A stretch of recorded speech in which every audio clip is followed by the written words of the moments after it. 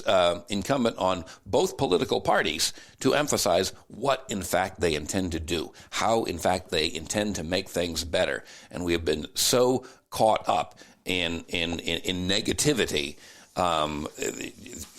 certainly in the Trump era, but long before that as well, that we have lost sight of what it is that we actually want to make the situations of individual Americans better. And I wish we could regain that insight.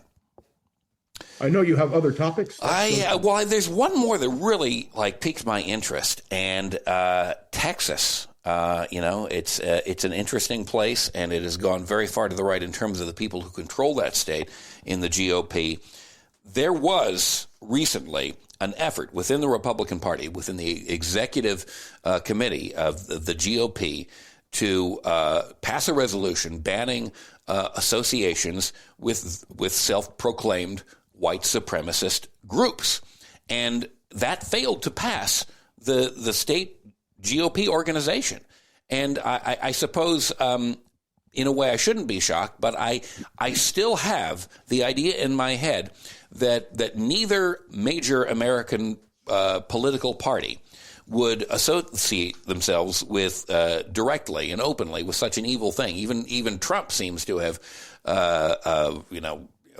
in many instances, distanced himself from that. Although there is, of course, his reaction to Charlottesville, in which he said there were very fine people on both sides, and just to see. Let me remind you that on July 15th, 1964, the Tuesday night of the Republican National Convention, that George Romney and Nelson Rockefeller attempted to have a resolution adopted condemning extremism on the right and the left. And the Republican National Convention voted it down. Yeah. And in fact, you may remember I was sitting there in the hall that night when Nelson Rockefeller was booed and hissed. The Republican Party has a problem. Yeah. When the Republican Party opened its doors to Southern Democrats, racists and bigots, and when it opened its doors to the extreme right of the religious movements, the complexion of the party changed. And I mean that in every way. Yeah. It is a tragedy for the Republican Party. May I tell you, by the time we talk next week, I will have read the book Romney Reckoning. It is the book that has just been written about Mitt Romney. And I'm fascinated to see the observations, because evidently he speaks very critically of the Republican establishment. But this is an American tragedy. I have been called by Richard Norton Smith a scholar of modern republicanism. I was a Wendell Willkie, Richard Nixon kind of Republican. They don't exist anymore, and that's the tragedy. I haven't read Liz Cheney's book yet. I've read the excerpts from it, nor have I read Adam Kinzinger's new book, which I think addresses very much the same thing. But those Republican voices are few and far between. And I don't want to be a broken record, Beowulf, but for those in this listening audience who are Republicans, for God's sake, take control of your party. Take control of county committees. Make sure your voice is heard. The party of Lincoln needs to stand up for real values. And unfortunately, when a political party doesn't write a platform and simply says whatever Donald Trump says is what we're going to do, that's not the Republican Party that I know and admired for many years. And you're absolutely right. It needs a complete overhaul. The Republican Party does. I think it would be okay for the Democratic Party as well, but it's far more urgent in the case of the Republican Party. Absolutely. Yeah. And the Democrats have issues as well. Let me point out to you, Joe Biden is running. The odds are he will be the Democratic nominee. But if Joe Biden, because he's 81 years old, for any reason drops out, or God forbid something happens to him, the Democratic Party has a whole new generation of leaders. Yeah. I listened to Congresswoman Jayapal today, who refused to denounce Hamas's use of rape in the brutal attack on Israel. And I thought to myself, this is not a progressive. This is a retrogressive. This is someone so tied to ideology that she can't see the forest through the trees. And I was horrified by her encounter with Dana Bash. and I'm telling your listeners this. We have a serious problem within the Democratic Party of coming up with a new group of leaders. And as I said, Gavin Newsom didn't do himself much good in his so-called debate.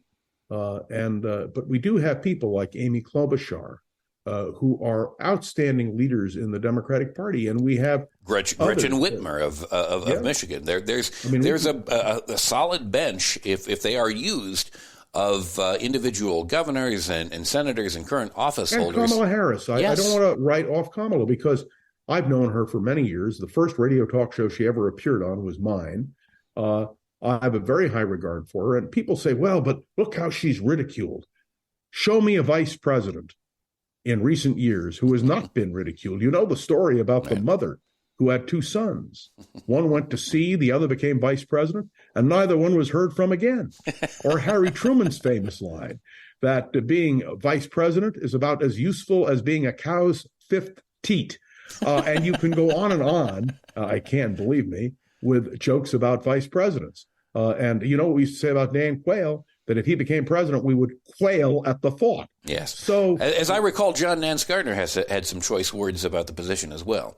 He certainly did. He said the vice presidency wasn't worth, I can say anything here, a bucket of warm piss. It wasn't piss.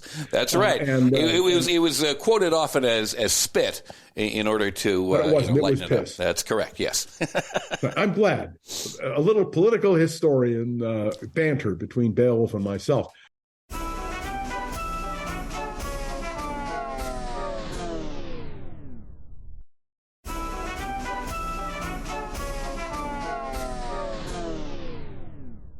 So the Democrats have that problem. And here in California, we have a real challenge because there is no effective Republican Party. And that means that the odds are that we will have two Democrats running off because it's the top two. It's not the Republican and Democratic nominees. Right. It's the top two who come in. So it could be Adam Schiff and Katie Porter. It could be Barbara Lee. There is no Republican who is viable. So it's a real tragedy for all of us. I want a vital, vibrant two-party system, which really articulates differences. But the days here in California when we had a Pete Wilson, or we had a George Deukmejian, even Arnold Schwarzenegger, those days are gone. And look, in Oregon, where you are, Bob Packwood. That's right. Tom McCall. Wayne Morse, who began as a Republican, ended up as a Democrat. That's right. But the days when the Republican Party in the state of Oregon reflected those progressive values is gone. And very few people remembered, but you had a great United States senator from Oregon, Charles McNary, who was Wendell Willkie's running mate in 1940 and who was the Republican leader in the United States Senate until his death in 1944. And those kinds of Republicans help raise a lot better visibility. Mark Hatfield, my old friend. I didn't agree with Mark on everything, but by God, he was an articulate, solid. I always remember at the end of the Nixon years, they had a dance, and Mark took his wife to the White House, August of '74, and they danced. And he said, that's what the White House ought to be, a place where people can dance and exchange ideas. And he had that kind of wit and wisdom. But you can go state by state by state. Somebody was talking to me about Idaho. I worked for Frank Church, who was a Democrat. God. And Frank Church. Idaho has come such a long way since the days of Frank Church. It's unbelievable. Yeah. So when you see these kinds of changes in the Republican Party, it saddens me. Dave Durenberger just died. He was the Republican senator from Minnesota, who was chairman of the House Intelligence Committee. And Durenberger wrote a book on progressive republicanism and what happened to it, published by the Minnesota Historical Society. You know why? He couldn't get a major publisher. Why? Because nobody's interested. Yeah. It seemed. Anyway. I wish it were not a relic of the past. I think there is a real opportunity for people who I know, like Michael Steele, to renew the party in a way that can bring it into the 21st century. It does not have to be the party of Donald Trump. Can I quickly reflect on Nikki Haley? I know we're running out of time. I don't want to keep you too long, although, frankly, I enjoy it so much it wouldn't matter. Let me say about Nikki Haley and Mike DeSantis. DeSantis is a joke. We have established that. He's not going anywhere. But Nikki Haley has the possibility of really being a contender. I want to remind everybody listening that Nikki Haley has not yet been attacked by Donald Trump in a frontal way.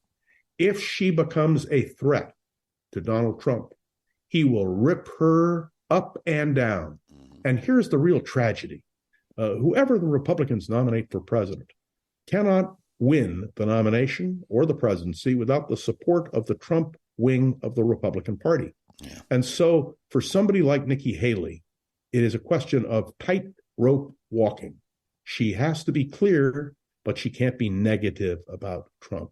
And that's a problem within the Republican Party. The only one who's really been outspoken is Chris Christie, and he has pledged to stay in until the very end. And I don't know that he will, but if he comes in second or third in New Hampshire, he can stay in.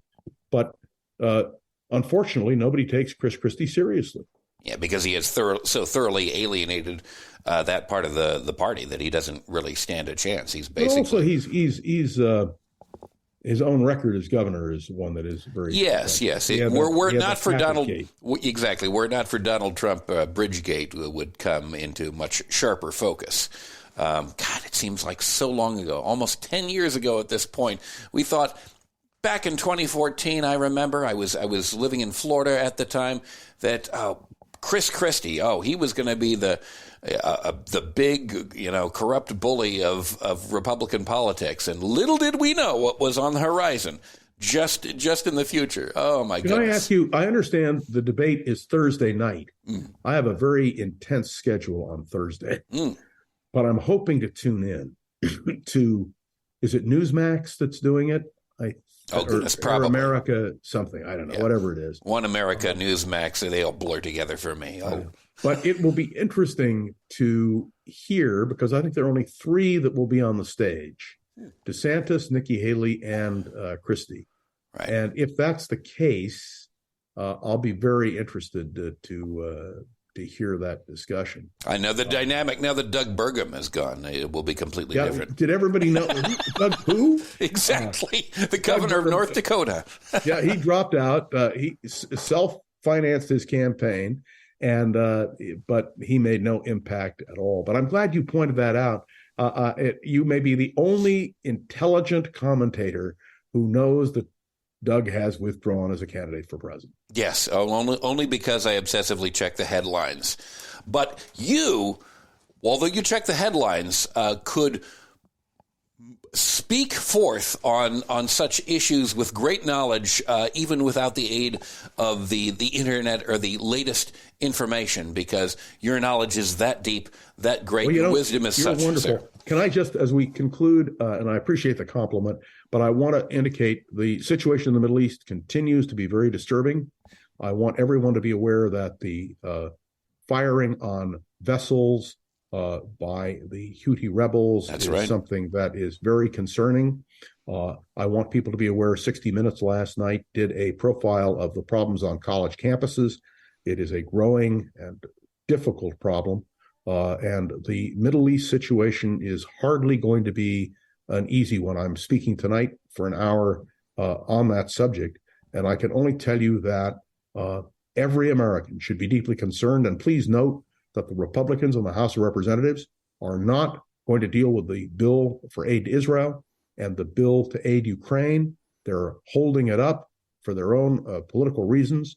And it is an American tragedy. Again, a failure of the Republican Party. And I haven't read the book yet, but I read the accounts of Speaker Johnson's introduction to a book that evidently supports every conspiracy theory around. Yeah. I will have that book in hand. I ordered it.